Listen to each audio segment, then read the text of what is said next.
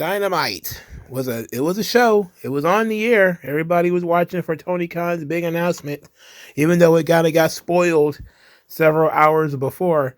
Tony Khan just decided, I'm going to go ahead and dig into it a little bit myself. But before we get into the show, we got to do some news and notes. The first news and notes, well, pretty much the only one. Cash Wheeler is getting charged. Okie dokie. So this is from the Wrestling Observer newsletter. Apparently, Cash Wheeler, who, as we know, was arrested back in July of 2023, following a road rage incident where he supposedly pulled a gun on somebody. The arrest warrant was filed in August. He was arrested. He turned himself in on the 18th of August. At the time, he was released on a $2,500 bond, ordered to turn in all of his weapons and have no contact with the alleged victims.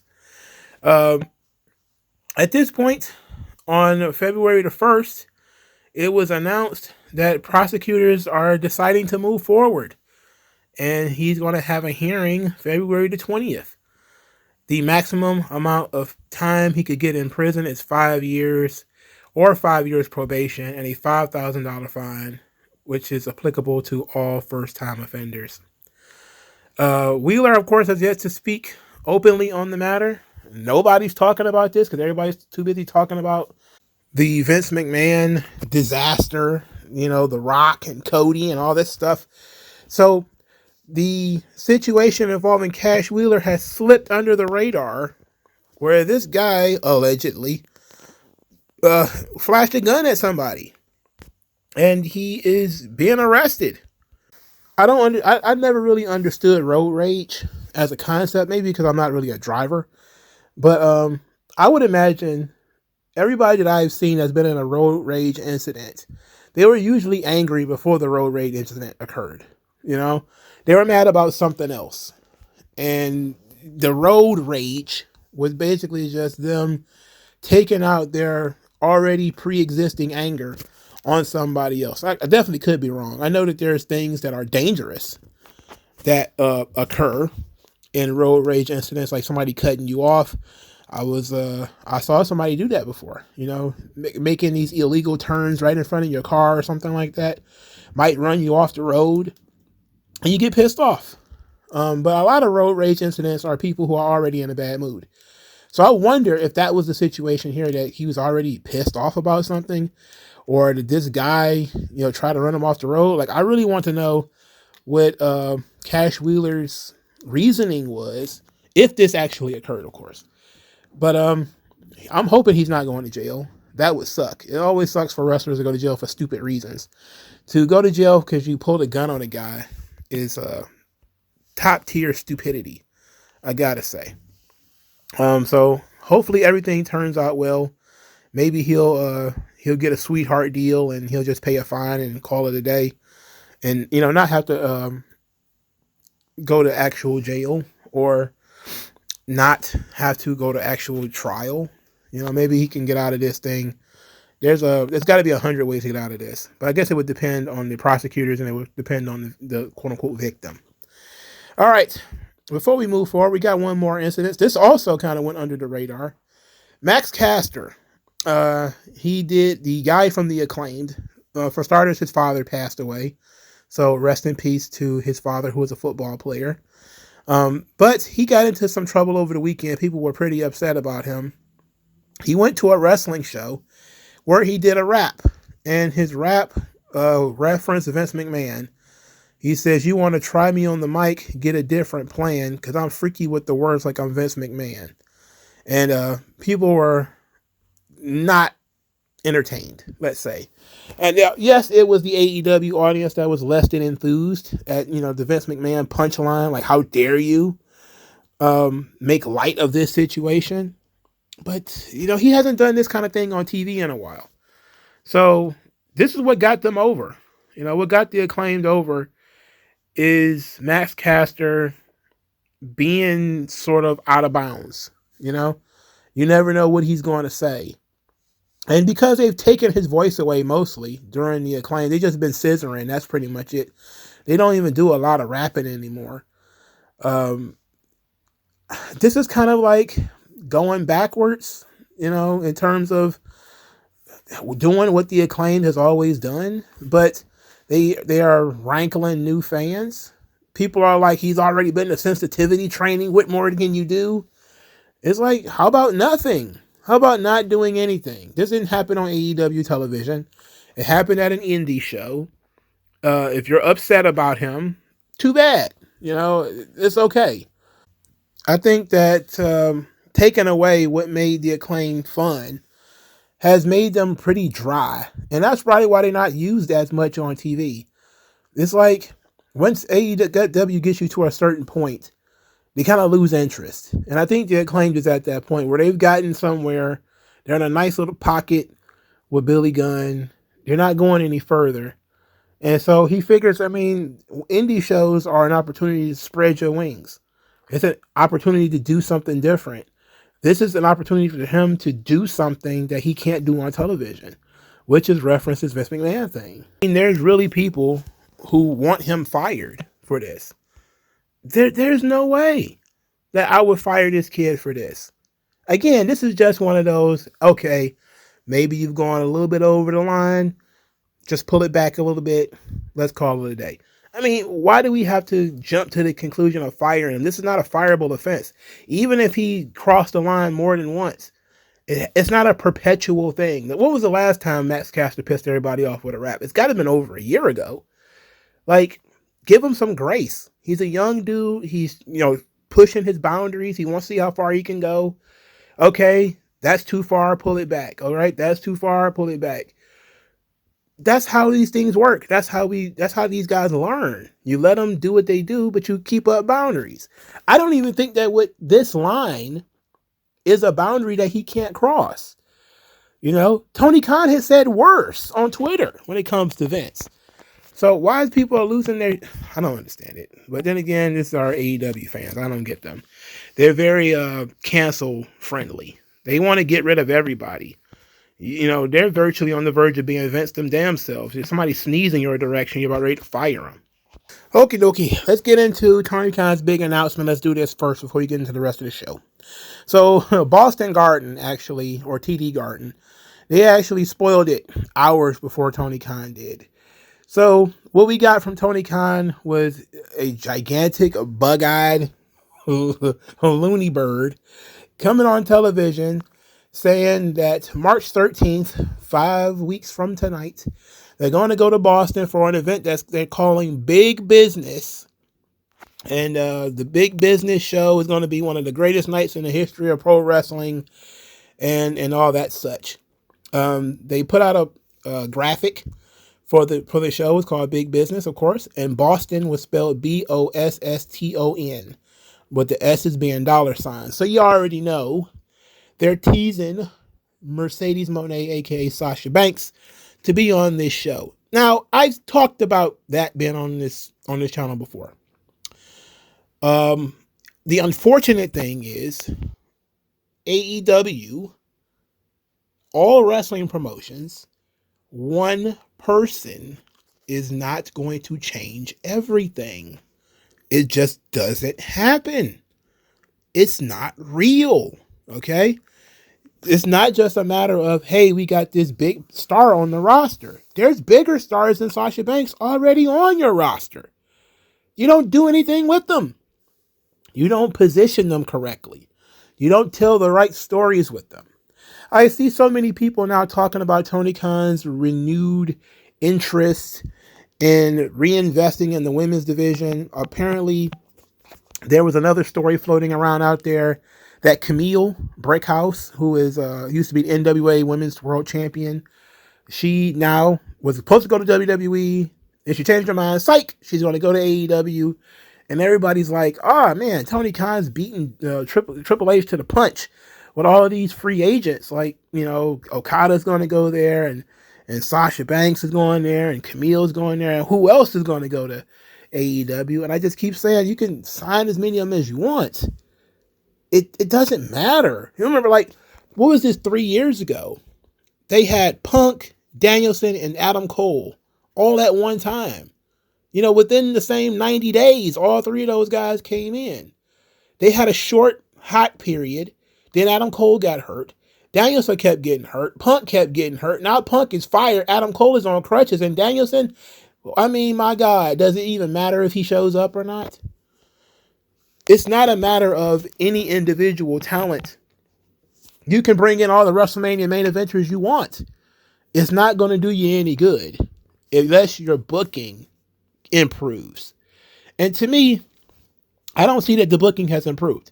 I think that it's okay now. It's been, the shows are the shits, but the booking is at least okay.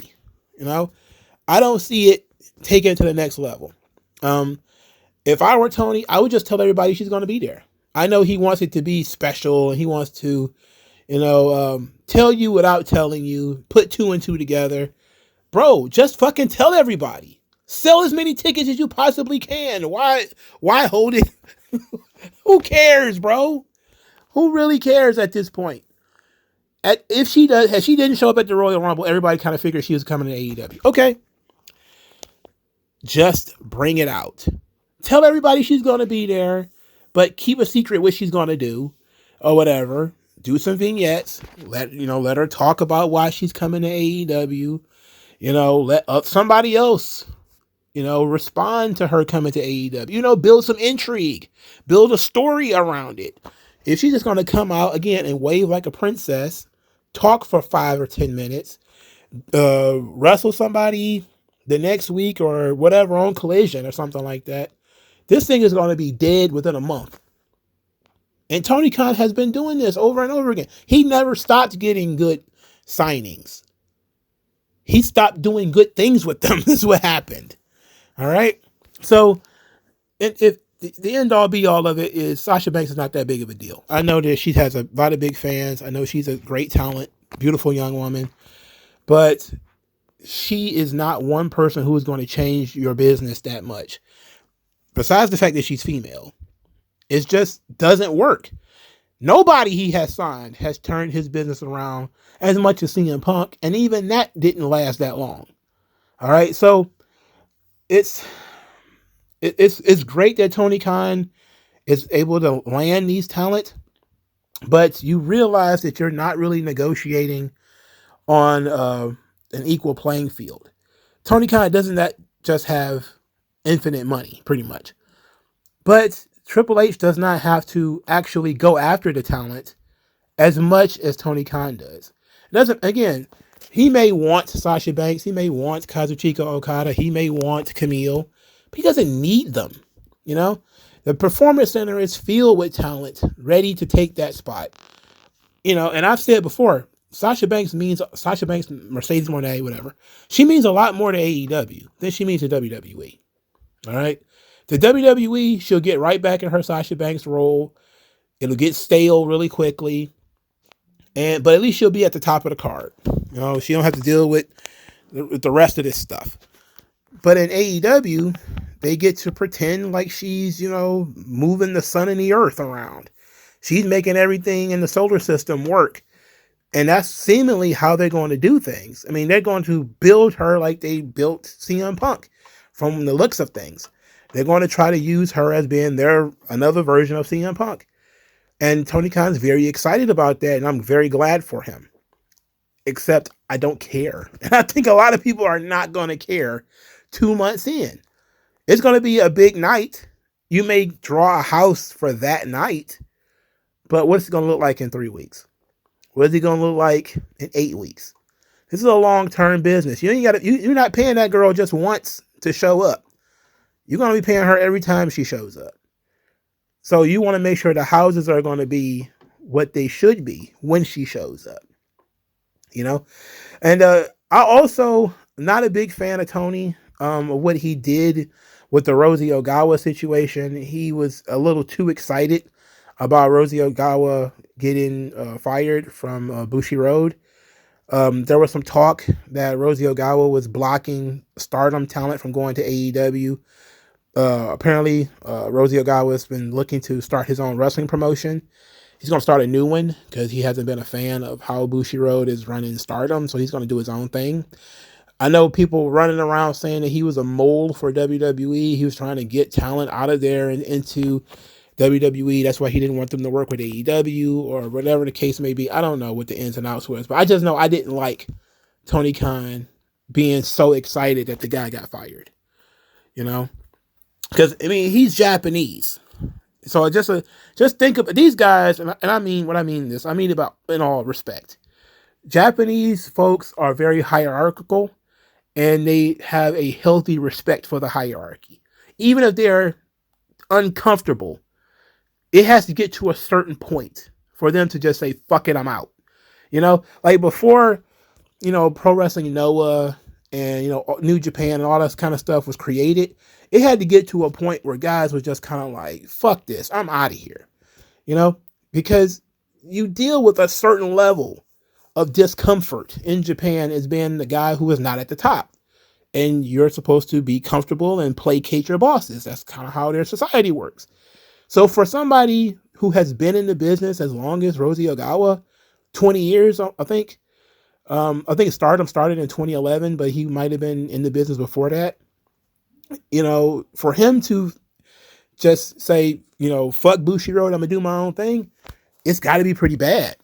You know, like it's got to be pretty bad. For they just turned over the bosses in New Japan.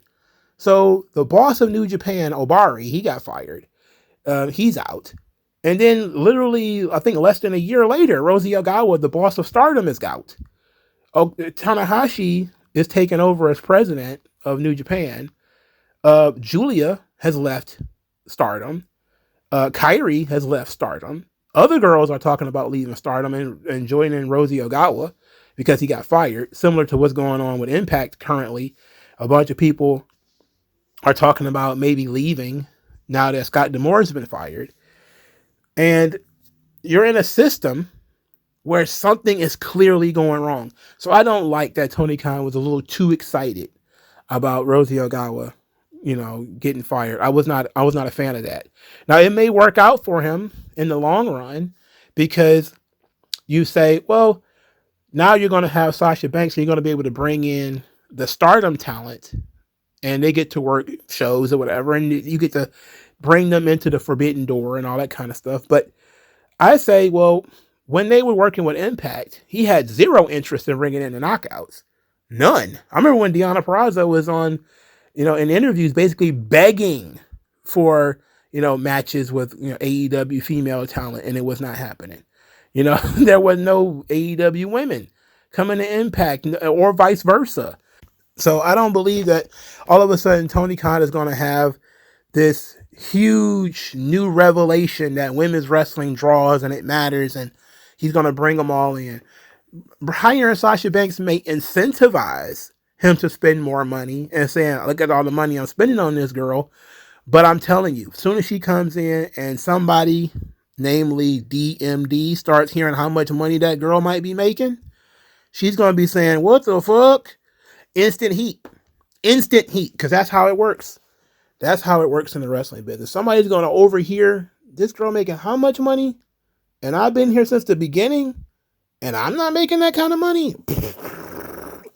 It's when you upset your own pay structure like that, this kind of stuff is going to happen. It will not be long before people are going to start grumbling. You know, they may play nice for a little while, but eventually people are going to start grumbling about how much money she's making more, especially if it's making so much more than other talent. It's going to be a thing. And people are not going to be like, well, she was in WWE, WrestleMania main event. They're just going to be like, you need to be loyal to the people who started the product. Because then you created the same situation again as you created with the boys. You know, you found a talent, you paid him a ton of money. He disrupted the pay structure, pissed off a lot of the talent because he was making so much money. And he got a lot of stroke because he was making so much money. So he's basically booking himself, you know.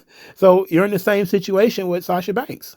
If she's going to be making the kind of money that she wants and going to get the kind of creative power that she wants, she is going to upset your pay structure in the women's division. It will not be long before Tony Storm and Britt Baker and the clique of females that's in AEW, Sky Blues and all of them, are going to have a problem. It won't be long. Unless everybody's going to get a raise. Unless everybody's about to get a raise, it's going to be a problem. You cannot pay one talent so much more than the others. It just doesn't work that way.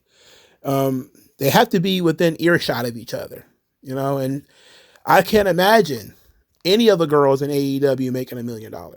I can't imagine any of them, even one. So if I'm thinking that Sasha wants 3 or 4, and some of them are not even making 1, come on, brother. Oh, look at what happened with MJF when he found out how much money CM Punk and all those guys are making.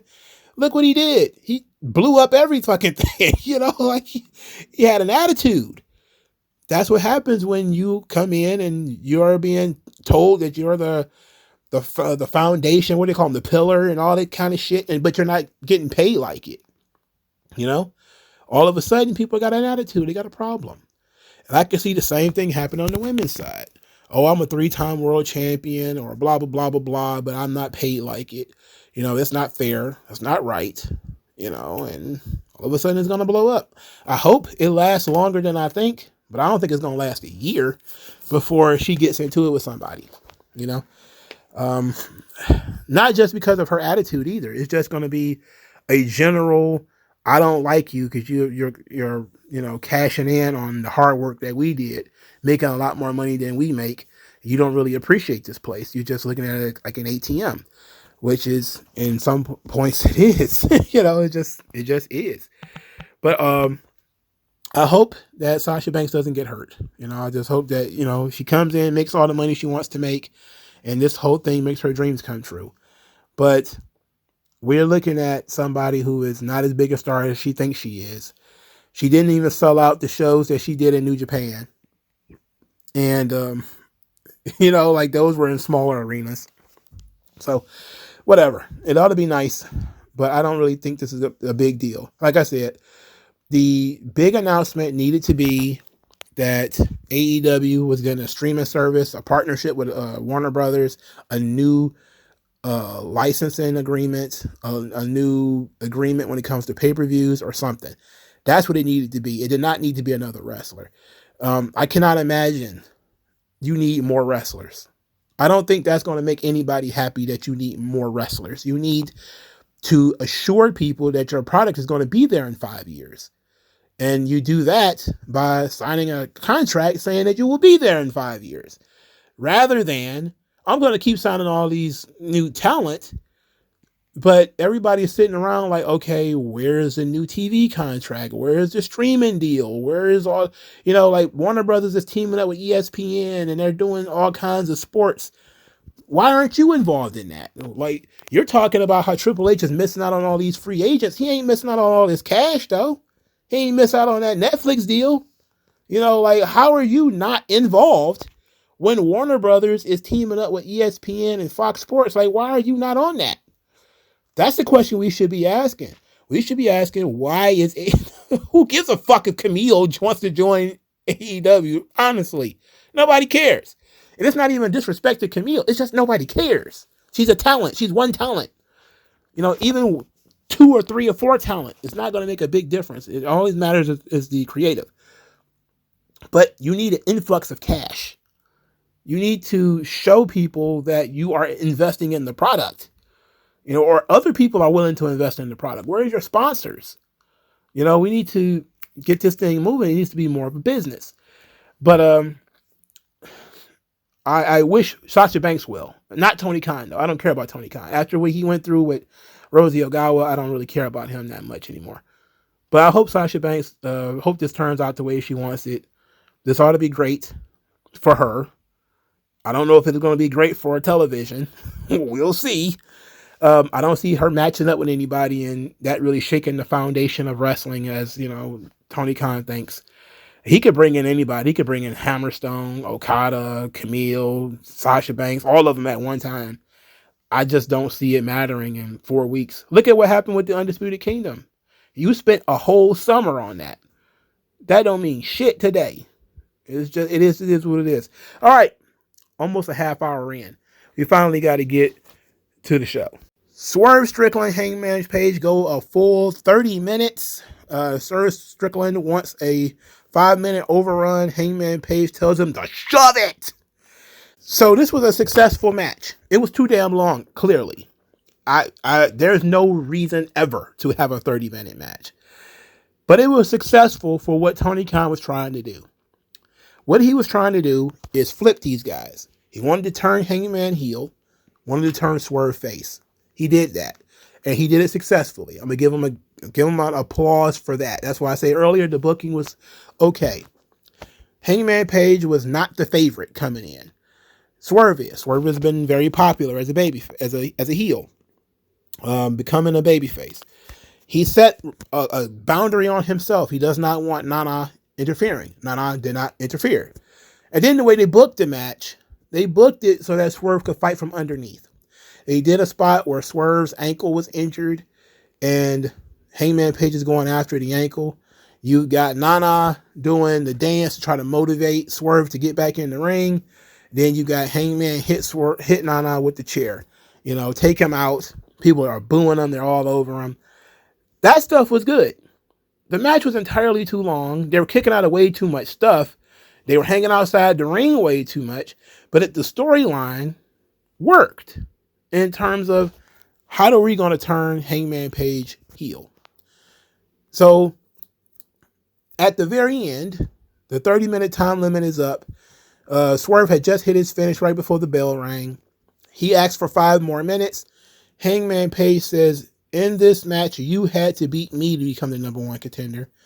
You didn't do it, so it's over. And he rolls out of the ring and leaves. And the crowd is booing him.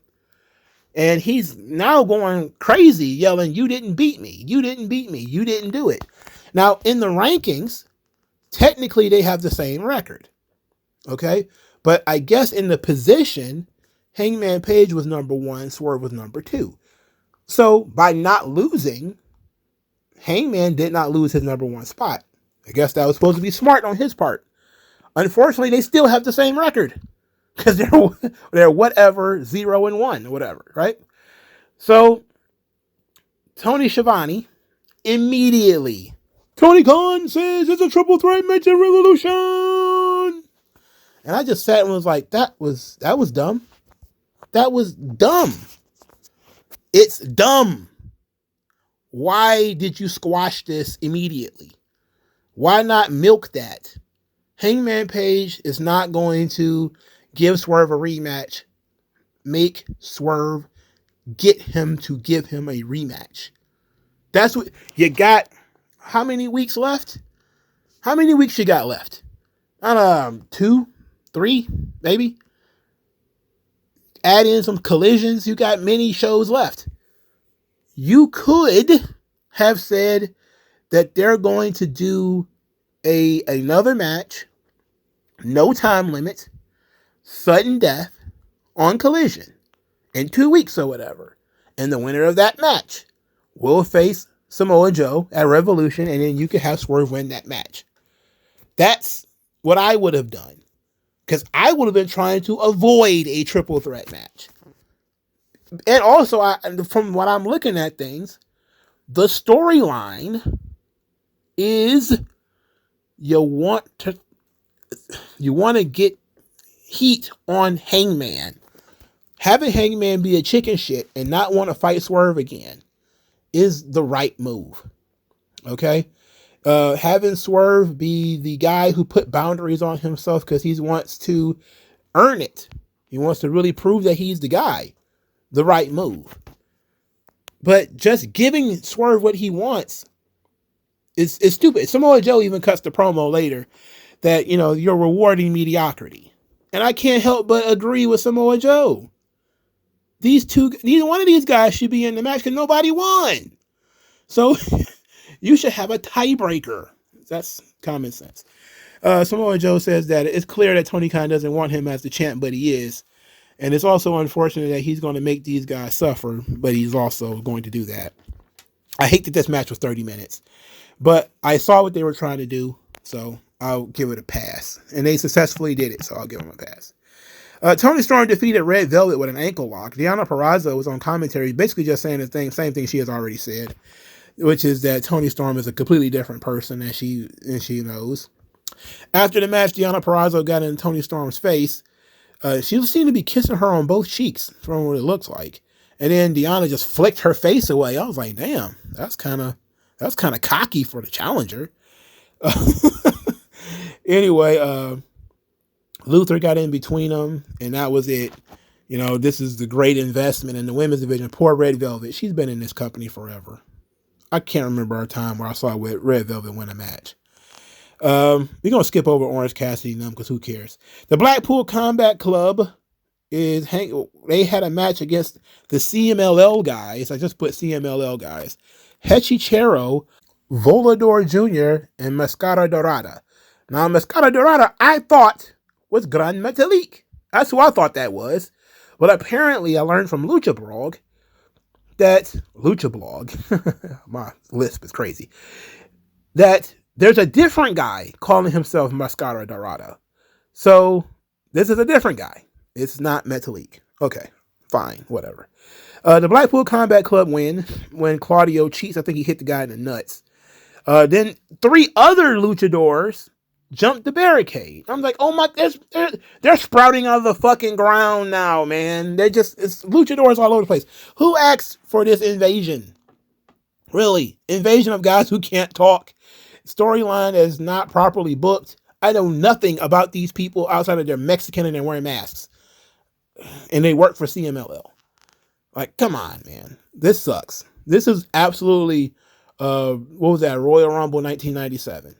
You know, when you had Pirat and the Latin Lover come out of nowhere. Everybody's looking like, what the fuck? Who is the Latin Lover? Vince. Who is Pirat? Like, I know, you know, like, who is these people? Literally, who are these folks?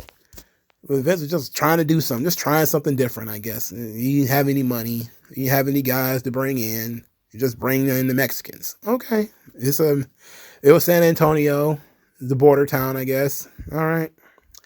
But this makes no sense. You know, how am I supposed to get invested in this? I can't get jiggy with this shit. I don't know. All I know is Mexico.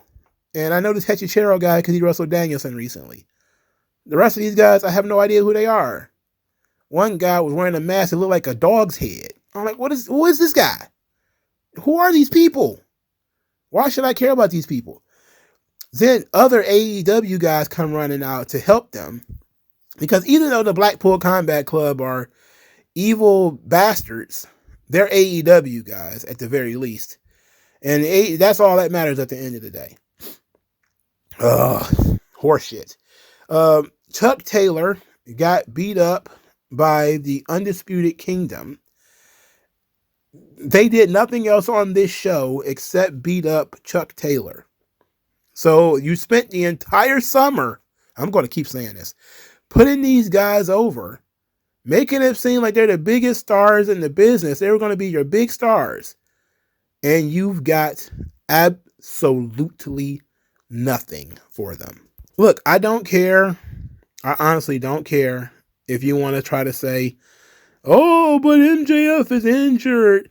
It derailed their plan. Well, guess what? The Acclaimed ain't injured. The Bang Bang Gang ain't injured. Why aren't they feuding with them? These guys are not doing a damn thing. They're not doing anything. This sucks. This is a waste of everybody's time and energy. Moving on. Chris Jericho loses to Konosuke Takeshita. So early in the match, Don Callis slapped Konosuke Takeshita to motivate him. Later in this match, we got a lot of distractions. Sammy Guevara hit Powerhouse Hobbs with a chair. Hobbs did not sell it. Then he didn't sell it at all. So then Sammy Guevara decided to do the cutter on him and then hit him in the head with a chair.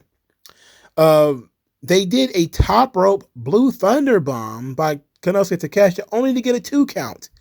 I was like, all right, we need to wrap it up. Like when I started seeing stuff like that, like Jericho was like spinning in the air, bounced off the mat, head bounced off the mat, dribbled off the mat. I'm like, oh, the match is not over? Okie dokie. I'm not buying into anything you do now.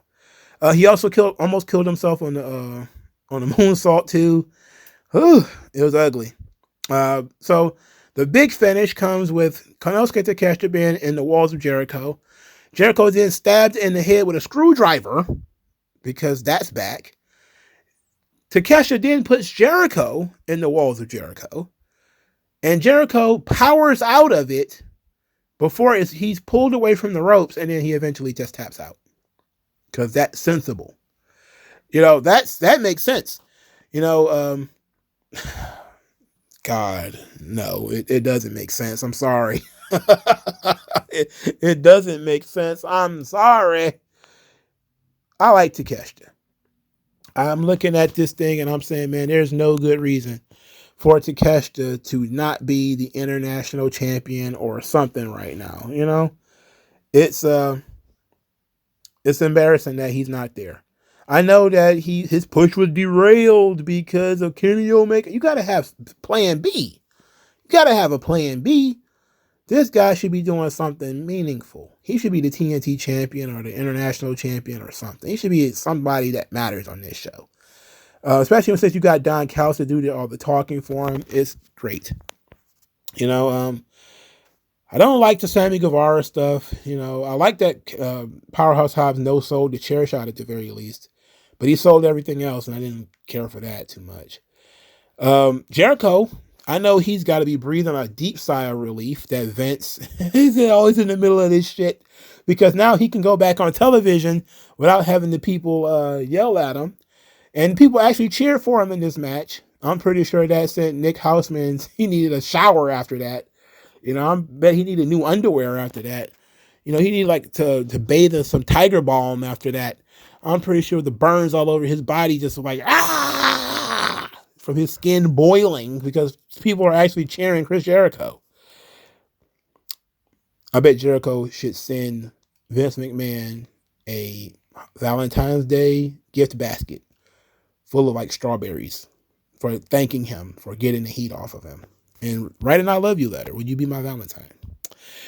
The main event of the evening, Tornado Tag Team match. Ricky Starks and Big Bill defend the Tag Team Championships against Darby Allin and Sting. Oh, Sting. Sting jumped off the balcony. This crazy old man Sting spots.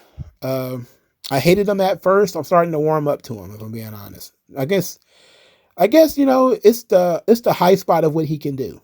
He can't really get around in the ring anymore. He can still move around. Don't get me wrong. But 60 some odd years old, he's jumping off the balcony.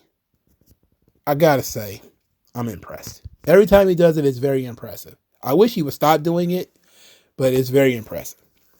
Okay, we're going to get to the midpoint near the end. Big Bill is put through a table. There's so many table spots on this show. There was a table spot in the opening match. Yeah, Swerve. He did the dead eye to Hangman Page through a table. And of course that wasn't the finish because I told you what the finish was already. Here, it also was not the finish. Big Bill just got put through a table by Darby Allin. While they were down and out, Sting did a stinger splash on an exposed turnbuckle. He then sold it momentarily before beating his chest and howling. Then he got speared by Ricky Starks. That did nothing. Sting kicked out. Barely. Only to beat Ricky Starks with a Scorpion Death Drop. Ricky Starks got pinned once again by Sting. And if Ricky Starks, man, poor fella. Hey, look, I'm pretty sure he was honored because Sting is such a legend and he's such an icon. But my goodness, sheesh. I thought Big Bill was going to take the pin. Ricky Starks took the pin. My God. Anyways, Darby Allin and Sting win. Sting won his 25th championship in the business. He wins his first championship in AEW. March 3rd, he's out. Revolution is his last day.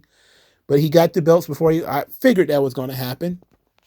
There's confetti, there's fireworks, all this kind of stuff. And then here comes the Young Bucks who attack Darby Allin and Sting with bats.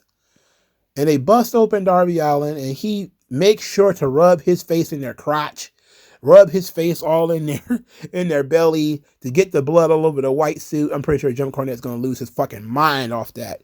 It looked like he was covered in red crayons. It didn't look like real blood, but whatever. Maybe it was, and I'm just tripping. It didn't look like real blood to me. But the Young Bucks spent the next 3 or 4 minutes beating the shit out of Sting and Darby Allin with bats. And letting it be known that even though they're not a top 5 tag team, they won a championship match. I'm going to surprise everybody by saying I like the backstage assault. The post-match assault. I like that. I don't like the Young Bucks. I like the booking, though. You spoiled Sting's big moment. You finally get some fucking heat on these guys. People might actually care about this. So this works. I wish it wasn't the Young Bucks, but this works. This is what I proposed for Trick Williams and Carmelo Hayes at Vengeance Day. I wanted the big moment, but then for it to be taken away. And you take it away by having somebody turn heel and beat them up. In this instance, it was the Young Bucks. The Young Bucks were already heels, but this worked out fine. I'm not a huge fan of the Young Bucks in general. Matter of fact, I hate them. But at the very least, we're putting some heat on this storyline so that they can attempt to draw some money at Revolution. And I'm not going to be mad at you for trying to draw some money. I would be pissy that you put the Young Bucks in this situation, but whatever. They did what they could. All in all, Takeshita and Jericho was more up my alley, but Jericho is not in any way ready for prime time anymore. I'm ready for Jericho to retire. I don't understand why so many people have belts and they're not on TV. Christian has a belt. He's not on TV ever. Edge, where's Edge? What is Edge doing? Danielson's doing nothing. Moxley's doing nothing. The World Championship is I guess it's actually the story is being furthered there. But the trios titles mean nothing. They were pushing the Bang Bang Gang every week. Now they're not on TV. They were pushing the Acclaimed every week. Now they're barely on TV, if ever. The Women's Championship, the TBS title has vanished. Julia Hart, she's vanished with that. It's gone. So that's it. They started the Swerve babyface turn. They started that on Collision, where he was talking about becoming Black history and putting over all the Black champions making history in wrestling right now. And I didn't hate that promo, but I kind of foresaw that he was going to end up turning heel, babyface, and that's what they ended up doing here. They ended up turning them babyface, which is the right thing to do. He was too popular to stay a heel, if we're being honest. So, what did you guys think? I really didn't care about the show that much. There was nothing that really gripped me. I'm not into these long marathon matches where everybody kicks out of everything. There's a way to have a 30-minute match where you're just not stacking spots and everybody's kicking out of everybody's finisher. And then, of course, when the entire show is everybody's kicking out of everybody's finisher and everybody's going through a table and everybody's just hanging outside in the ring and everybody's hitting somebody with a chair, that shit gets old fast. But let me know what you guys think. And I'll talk to you guys later, man. Peace.